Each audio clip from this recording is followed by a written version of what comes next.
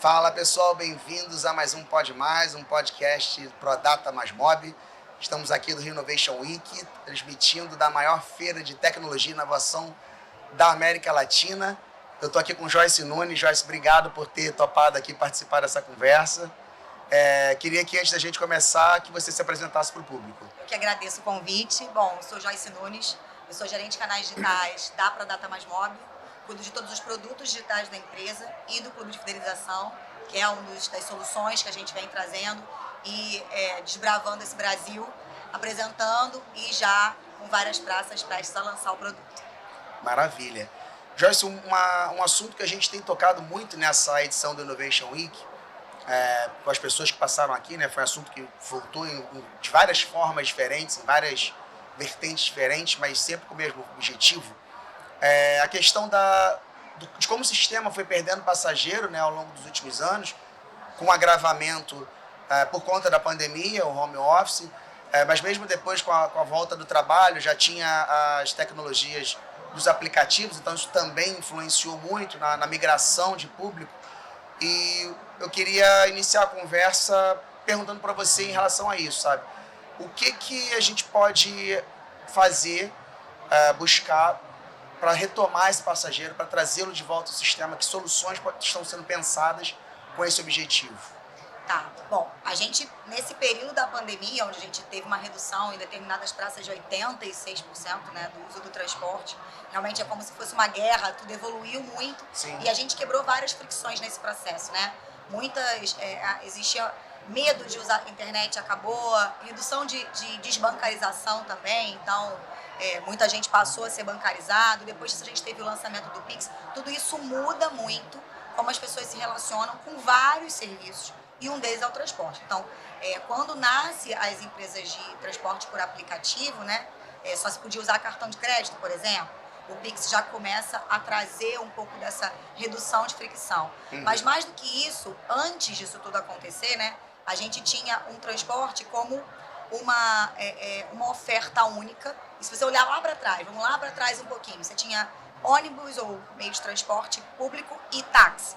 Sim. Você não tinha outras opções, né? Então você escolhia aquilo. O táxi era muito caro, ou você tinha um carro particular, e você tinha essa opção. Hoje, além das opções de transporte por aplicativo, que a gente sabe que vem impactando muito, então, há empresas de ônibus, por exemplo, que terminaram, o transporte por moto também fomentou muito, isso inclusive, impacto na mobilidade urbana, né? O número de motos que são compradas aumentou significativamente, o número de pessoas habilitadas para moto também. Então, tem uma competitividade, é como se a gente tivesse aberto o mercado, né? Fez um IPO aí, você colocou, esse mercado abriu, e a gente passa a estar no mercado de concorrência, que antes não existia com essa força. Então, você tinha uma concorrência que era para quem tinha um pouco mais de poder aquisitivo, e agora essa concorrência está aberta aí para todo mundo. Popularizou, né? Popularizou e passa a ter escolha. Só que esse cliente que usa o transporte público, principalmente hoje, ele usa vários outros serviços, né? Ele é um cliente de tudo, ele não é um cliente só do transporte público. Ele passa a entender como que ele se relaciona com esses serviços. Antes essa concorrência era só com serviços paralelos, agora ela é também com o uso do transporte, né? Então, a gente está num momento onde a gente precisa se relacionar com esse cliente de outra maneira. E uma expressão que a gente usa muito se usava o usuário do transporte. E o nosso objetivo é fazer com que ele entenda que ele é nosso cliente. O cliente é mais bem tratado do que o usuário do transporte. Esse é o momento de disrupção que a gente está, né? A gente também falamos muito aqui sobre dados, né? E como é que a gente usa esses dados para conseguir tratar melhor esse cliente, entender o que ele faz, melhorar o próprio serviço do transporte. Sim. A partir desse retorno que a gente agora começa a ter mais fácil acesso, né? Então, esses dados são de mais fácil acesso. Eu consigo falar com ele do celular, consigo falar com ele sei aonde ele anda, sei o que acontece, sei quando ele evadiu. Então, isso tudo agora é um momento de mudança, de virada de chave, junto com a tecnologia. Então, meios de pagamento também fazem essa escolha. Então, como é que ele vai pagar esse transporte? Como é que ele vai usar esse transporte? Como é que ele tem previsibilidade desse transporte?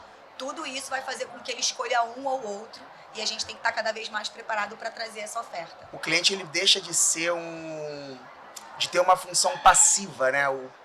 Como usuário, ele tem uma função passiva. Ele tem que aceitar o que está disponível para ele. Exatamente. Ele sobe no transporte que está ali, ele paga do jeito que tiver disponível. Sensação dessa mudança aí de usuário para cliente é que ele também passa a ter mais força, ele passa a ter a escolha, ele passa a... ele não decide, mas ele influencia nas mudanças que vão acontecer no transporte público. As discussões de ter que aceitar, por exemplo, um cartão bancário, ter que aceitar um Pix, porque é como ele quer pagar, né? Então você começa a colocar muito mais centrado no ser humano, ali no passageiro. Isso é interessante porque você começa a transformar a forma de você olhar o transporte público, que acho que desde o começo deveria ser sempre pensado no deslocamento e nas necessidades das pessoas, né? E não no que...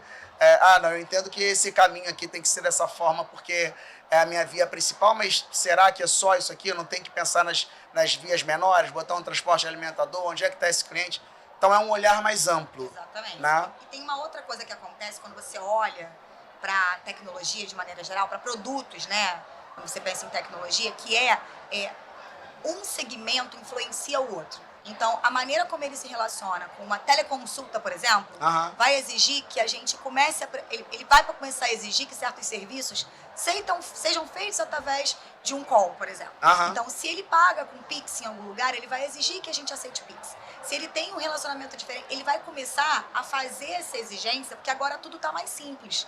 E ele teve uma facilidade em algum lugar que ele vai começar a cobrar que essa facilidade esteja em outro segmento. Pode ser o transporte público, pode ser qualquer outro. Ele começa a cobrar essa similaridade de experiência, né? E a gente vai como tentando ter que unificar isso e trazer. E aí a gente fica nessa guerra de qual é a próxima experiência mais bacana, quem vai entregar isso? E isso faz com que a gente evolua, né? A gente tem que estar ali sempre tentando. Ser vanguarda não é simples, né? Ainda mais agora. O que é vanguarda agora? Fica difícil. Mas eu acho que a gente passa a ter não só uma pressão do mercado, né? Dos segmentos que influenciam, mas o cliente entende mais o que ele quer. E ele vai cobrando da gente. Então, essa evolução não é só para uma necessidade operacional, ou por uma necessidade de estratégia das empresas, né, ou por uma obrigatoriedade do poder público. Essas evoluções são também por exigência do cliente, que no passado a gente não tinha, porque era o que você disse, é o que tem. Use isto. Então, a gente pensou com esse estudo aqui, a gente tem essa tarifa aqui, a gente tem esse meio de transporte aqui, e você se adequa. Agora, a gente precisa se adequar ao cliente. Antes dele que se adequava a gente, né? Verdade. Então, isso muda o jogo. Isso muda como a gente olha para esse cliente. Eu acho que quando a gente pensa em transporte público hoje, nunca se pensou tanto no cliente como agora. Que bom. Nunca se fez tanta questão, não é questão, né? Porque sem ele a gente não existiria. Mas nunca se olhou tanto, com tanta preocupação para a manutenção desse cliente feliz dentro do sistema. Né? Porque eu queria que ele estivesse ali, porque era ele que pagava. Mas agora ele precisa estar feliz, porque senão ele vai embora. Ele tem opção. E talvez não volte. E talvez não volte. Então, hoje se discute muito. Agora mesmo ali estava no painel com o Tortoriello, o Nassu e a Ivanice, falando sobre... você tem integrações, né? Então, ontem na palestra do Cassiano também, falamos sobre First e Last Mile. Então, como é que a gente vai evoluir daqui para frente, fazendo porque tem fatias de mercado que foram perdidas e não vão voltar. Então, a gente precisa saber como a gente vai lidar com isso em conjunto, né? Então, já existe uma primeira perna que é feita com outros meios de transporte que não são meios de transporte público, né? E um complemento ali com o transporte público e vice-versa. É a primeira ou é a última perna. Como é que a gente faz isso no futuro? Né? Então, isso tudo passa também por essa evolução tecnológica, né? A gente está falando de tecnologia ali no meio. E aí, como é que eu integro o meio de pagamento com isso? Então, temos um universo aí que está se abrindo para o nosso setor, que já se abriu com antecedência para outros, né? E que a gente precisa olhar com um pouco mais de carinho e cuidar desse cliente. E aí a gente vai tentando se relacionar com ele de várias maneiras e fazendo com que ele nos escolha, né? E se mantenha dentro do transporte público. Eu tive uma conversa mais cedo sobre o marco legal e eu aprendi que a construção do marco legal tem ideias novas, mas tem muitas ideias que já existiam, que foram aproveitadas, ideias que já funcionavam, que tinham sido testadas na prática, que faziam sentido e contribuíram para a construção, né, dessas regras e tal, para poder definir como é o futuro da mobilidade, ou pelo menos como uma orientação de como deve ser. E isso me fez pensar porque é aquilo que você falou, como a gente consegue ser vanguarda? Às vezes, a vanguarda não é necessariamente você criar algo novo, mas você pegar algo que já existe e dar uma utilidade diferente, olhar para aquilo de uma forma diferente, e aí sim a novidade está na forma como aquilo está sendo entregue para o cliente, né? Ou para a sociedade, enfim. Então, você traz uma... Vou dar um exemplo aqui de um assunto que a gente vai abordar, que é a fidelização do passageiro. Clubes de fidelização já existem há bastante tempo. Você vai saber falar para mim quando foi o primeiro que surgiu lá em 1900 e bolinha.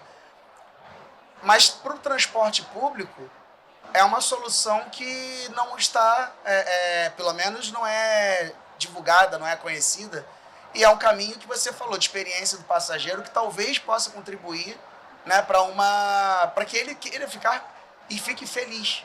Então, queria que você falasse um pouco do clube. Pode parecer até um paradoxo, né, o que eu vou dizer, mas a inovação não necessariamente é uma coisa nova. Isso pode aí. ser uma reorganização de como você apresenta aquilo, pode ser entregar aquilo para um setor diferente, né? Então, quando você fala de clube de fidelidade, né, o processo de fidelização, ele já existe desde os anos 50, com selo, caderneta que se anotava e no final você ganhava alguma coisa. Depois, lá nos anos 80, 90, nasceu o programa de milhas, que foi da American Airlines. Tinha um tio meu que ele comprava jornal todo dia e ia colando aquele selinho e depois trocava por alguma coisa. É isso, e os selos funcionam até hoje. Então,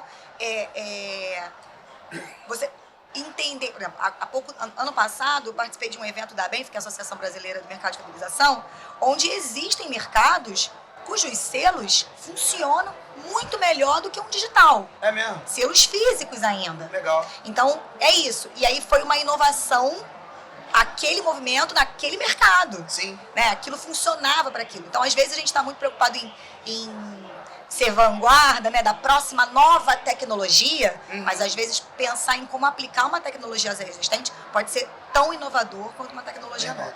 Então, e agora tem muitas, né? Então, escolher o que usar, saber como fazer, entender que é uma coisa bem importante, só fazendo um paralelo aqui, que é um problema que acontece, né? A gente, principalmente agora em tudo é IA e tem que ser, e a gente tem que estar ali, mas existe acesso. E a gente, quando fala de transporte público, a gente fala do público CDIE. Né? E nem todo mundo tem o mesmo nível de acesso que aquilo que você quer como inovação tecnológica vai conseguir atender. Então, se eu entrego uma inovação tão além do que o meu público é capaz de absorver, ou é porque não tem conhecimento daquilo, ou porque não tem acesso para aquela tecnologia, você criou uma coisa que não serve para aquele momento.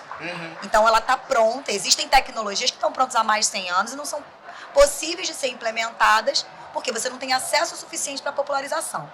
Então, às vezes, o que é muito avançado num setor não vai ser popular imediatamente em outro. E é muito o nosso caso, né? Então, a gente tem muitos avanços, obviamente. Você tem a massa da população com acesso prioritariamente com celular. Então, você tem. Mas esses celulares não têm o mesmo nível de acesso, não têm a mesma capacidade tecnológica. Então, a gente precisa tomar cuidado quando a gente quando a gente pensa naquilo que a gente aplica para o nosso público, né? Tem coisa que funciona muito bem para outro público e para o nosso não. Então, isso é um ponto que a gente tem que entender. E isso passa por como a gente vai aplicando e por algumas inovações que não são tão inovadoras quando você pensa no tempo que elas foram desenvolvidas, né? Mas voltando para o clube, então a gente tem o crescimento disso, a criação do programa de milhas lá na década de 90 e a gente vem para os anos 2000 já com o clube de fidelidade, que é quando a gente fala de multissetorial. Então, os clubes nascem pensando em fidelizar um segmento, mas ele conecta com vários outros para fazer aquilo. Porque o meu cliente, ele é multissetorial no consumo. Então, ele não consome só a sua marca. Exatamente. Então, isso muda um pouco. Quando você está falando do selinho, da caderneta, você está fazendo ele consumir ali e ganhar ali. Quando você cria um clube, você entende que ele tem outras necessidades e eu posso ajudá-lo a ter vantagens nessas outras necessidades, consumindo e sendo fiel a mim. Então, aí é quando a gente tem uma virada. Tudo isso era muito... faz muito sucesso há muito tempo fora do Brasil. No Brasil isso veio ganhando força, né, nos últimos anos. Acho que a tecnologia ajudou muito. O acesso das pessoas à globalização, à informação, começou a ajudar muito e a gente vem com isso crescendo. Então, a expectativa do mercado de fidelidade, os dados de 2025, 2026 vai sair agora a nova pesquisa, era de dobrar até 2029. Então, a gente tem um mercado de fidelidade em ascensão, porque as pessoas querem se fidelizar, elas querem ter vantagens na hora da escolha. Tá todo mundo mais esperto na hora de consumir, né? Sim. Então eu vou escolher quem me dá um pouco mais vantagem, eu vou escolher quem me entrega alguma coisa. Mesmo que eu... E tá todo mundo disposto a fazer um esforço diferente para conseguir ter aquela vantagem. Então isso, só que também a concorrência é grande quando você olha para o mercado de fidelidade, né? Por isso que quando você setoriza é um pouco mais fácil. E aí a gente chega no Clube Mob, né? A gente teve um case no Rio de Janeiro, que ainda existe, que faz muito sucesso, que é o Clube Rio Card Mais, onde a gente traz um clube voltado para o usuário do transporte público. Não é um produto de prateleira, é um clube de fidelidade como os outros, né? Ele está voltado e foi pensado para o transporte público. E aí quando a gente começa a fazer o que a gente estava falando no começo, trazer esse cliente, esse usuário para cliente. Quem ele é, o que ele consome, como que eu me relaciono. Obviamente eu alio estratégias do setor, mas eu passo a conhecer esse cliente. Você falou uma coisa que eu uso muito, né? Ele pensa em usar o transporte, vai lá, paga e ele faz isso de maneira muito fluida. Isso. E muitas vezes a gente não sabe quem ele é. O clube traz um pouco disso também, né? Eu passo a dar para o setor um conhecimento, um entendimento de comportamento. Eu passo a entender o que ele está disposto a mudar, porque o nosso produto ele consegue trazer não só uma indução de demanda, então tentar fazer esse cliente usar mais o transporte público, mas uma indução de comportamento. Eu consigo agregar uma mudança, de repente, que é importante de uso do transporte para uma linha ou para um outro modal, a partir desses incentivos de gamificação, e entender como é que ele está disposto a fazer aquela mudança. Que a gente pode falar, vou fazer isso, ele vai... Às vezes não. Então Às a vezes gente... parece que é uma mudança simples, que Mas- ele vai topar. Mas né? não Sei é. lá, sai de casa mais tarde para pegar a linha tal, vai pro mesmo lugar, mas aquela linha tal ele não quer pegar e não dá Ou ele nada. tem um hábito, então a gente vai entendendo como é que a gente estimula, vai entendendo o comportamento e a predisposição. Isso vai, com o passar do tempo, né, dependendo do tempo que você tem esse produto implementado numa praça, te dá informações valiosíssimas para você realocar, eventualmente até uma linha, para você migrar, para você avaliar essa linha. Então, o nosso produto hoje a gente consegue gamificar, não só com uso, né, mas com pesquisa, com várias outras Você consegue informações. trazer uma inteligência de dados, né? Por trás dali, para o passageiro, você está entregando valor, entregando ali alguma recompensa que ele está buscando, mas você traz toda uma inteligência de dados que pode ser utilizada no sistema. Exatamente. Aí quando a gente fala de dados, a gente olha e fala, eu tenho dado quem sai daqui para cá, quem vem de lá do ponto A para o ponto B, do C para o D, que horas ele pega. Mas quem é esse cara? Como é que eu falo com ele? Como é que eu entendo se ele está satisfeito? Como é que eu entendo se ele topa sair do horário de pico, que é uma dor tão grande que a gente tem hoje, né, nos meios de transporte, e tentar diminuir essa taxa de ocupação para dar mais conforto para quem está usando o transporte, né, e para reorganizar essa divisão. Então, isso tudo são serviços que a gente entrega agregados dentro do clube, considerando as recompensas que a gente dá para o cliente. Então, tem um outro ponto também, né, que é um erro muito comum, que são as missões impossíveis, né? Então, Ande 1 milhão de vezes para poder ganhar um cheeseburger. exatamente. Então, essa recompensa precisa ser rápida, precisa ser imediata, ele precisa ter uma sensação de que ele está tendo ganho. Quando você tem ganhos menores, fidelizam mais do que um ganho muito grande em mais tempo. Até Ganhos porque- rápidos e menores, É entende? porque você vai também, ele vai percebendo que é possível, né? E aí ele vai querer outro, ele vai querer outro, ele vai Se ele vendo economizar R$5 por semana, vai ser mais interessante do que R$100 no final de 3 meses, talvez, para ele, entendeu? Aham. É a percepção de valor. Sim. Então, ele vai esperar 3 meses, já esqueceu que lá no E final aí de 3 perdeu meses uma ele semana tem. de fazer alguma coisa, putz, agora não consigo. Mas ele ganhou alguma coisa ali que ele usou naquela semana, que ele foi tendo pequenos ganhos, Aham. vendo que aquilo ali traz alguma vantagem. Então tem toda uma mecânica e o entendimento disso, que funciona para o Rio, não funciona necessariamente para São Paulo, não funciona necessariamente para Minas. Então isso também passa para o entendimento daquele comportamento daquela região. E a gente vai entendendo esse comportamento do cliente e trazendo ele, ou tentando mantê-lo dentro do sistema e reduzindo essa evasão. Mas eu acho que com o passar do tempo, vai ser inevitável que a gente integre. E a gente tem esse clube multissetorial, né? Então, os descontos dele são descontos em farmácias, em serviços, em restaurante. Ele tem prêmios, eventualmente, experiências. Então, uma vez a gente deu um passeio de helicóptero, foi maravilhoso. Isso é legal, hein? Então, a gente vai trazendo para ele, uma das coisas que a gente preza muito vamos entregar alguma coisa que ele não poderia viver, né, fora daquilo. E além disso, o dia a dia, né? Como é que ele tem todo dia ali um relacionamento próximo e no final ele pode ter Porque ele alguma não se afasta, né? Tá sempre ganhando uma coisinha ali, tá sempre olhando o que eu posso ter essa Então, semana. eu posso ter o big, eu posso ter o passeio de helicóptero, mas eu preciso ter aquele desconto daquilo que ele consome diariamente, para ele lembrar que aquilo tá ali, preciso trazer para ele alguma coisa. Então, assim, esse processo faz com que eu entenda o que você quer, o que é melhor de te entregar, do que eu fazer uma coisa para todo mundo igual. Então, para você que usa ônibus, eu entrego isso aqui. Ou para você que tem esse tipo de comportamento. Para você que usa com outro tipo de comportamento, eu entrego uma outra coisa. Essa personalização, que não é simples de fazer, né? Mas ela é fundamental para a manutenção e fidelização desse cliente com a gente. Ah, maravilha. Joyce, como você vê o futuro? Porque a gente está falando do hoje, né? O clube, a plataforma, ela já funciona hoje dessa forma, né? Buscando trazer o cliente e tal, com essa gamificação, com essas recompensas. E para o futuro? Tanto do ponto de vista de experiência, mas acho que até do ponto de vista também de tecnologia, porque está num evento de tecnologia e a gente vê, você já mencionou aí que não dá para fugir da IA, e não dá mesmo, a IA não é um assunto novo, mas é um assunto que está cada vez mais recorrente. Né? Deve ter, sei lá, 5, 6 anos que a gente escuta falar de IA, mas uma pessoa falando, aquele cara que você achava assim que era um assunto que estava muito distante. Hoje em dia, se você não está ouvindo falar de IA a cada meia hora, tu já está se sentindo atrasado em alguma coisa, né? Já é aquela agonia, aquele FOMO, né? Aquele medo de você estar perdendo alguma coisa. Então, me fala um pouquinho da sua visão para o futuro. Quando a gente pensa em clube de fidelidade, eu acho que programas de fidelidade, né, não apenas clube, eu acho que a gente vai entrar num processo de hiperpersonalização preditiva. Então, eu vou conseguir antecipar, a partir do conhecimento que eu tenho do seu comportamento, aquilo que você quer. Então, essa hiperpersonalização vai conseguir fazer com que a gente tenha, primeiro, situações que são imediatas mesmo. Eu já sei aonde você está, vou te dar um exemplo, né? Então, digamos que eu seja um motorista. E aí eu tô andando 200 quilômetros de carro, eu preciso de um desconto no combustível porque eu vou abastecer. Mas você que está andando no fim de semana, quer lavar o carro para deixar. Essa percepção, isso está acontecendo ali sem você notar, eu já antecipo para você o que você vai fazer, eu acho que é o futuro. A gente vai ter, obviamente, processos de IA, né?